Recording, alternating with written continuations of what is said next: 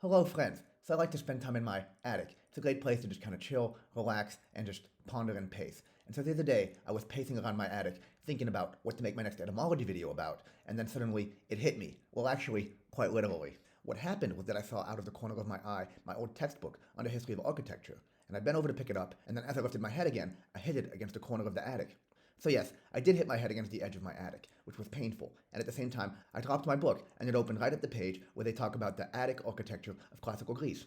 Okay, well this is now clearly a sign that I need to investigate this word attic and make a video about it. Okay, so I admit that attempting to explain the entire origin story of attic in a 2-minute video might be a lofty goal, but nonetheless, let's try to get to the bottom, or should I say, the top of this word's meaning. So, what is an attic? Well, most of us English speakers know the noun attic, and some of us might even have one in, or should I say, above a home.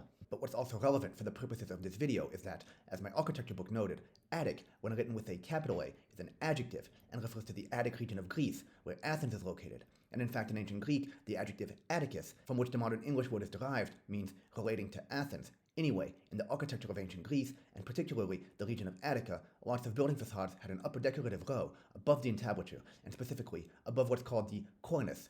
It was usually elaborately decorated and had this distinctive appearance that over time expanded until it became a separate story, S-T-O-R-E-Y, and became known as an attic story because it was characteristic of the Attic region of Greece. Although, interestingly, although the Greeks were the first to build structures with attics at the top, the Romans also copied the style and built triumphal arches with attics, which often had inscriptions on them a few centuries after the Greeks did, so the arch with an attic pictured here is actually in Rome.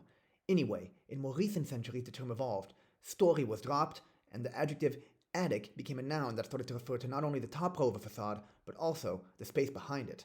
So of course, the space behind the top layer of a building is nowadays called an attic. And so, next time you're visiting Greece, be sure to check out those attics. Just don't call them that, because weirdly, although Greece is basically the birthplace of the attic, Greeks nowadays have a different word for that space, which they borrowed from the Italians, and their word for attic, soffita, because, why not?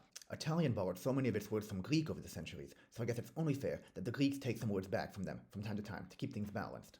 So there you go, a little history, architecture, geography, and even a little Greek and Italian, all under one roof, and all in a single video. Thanks for watching.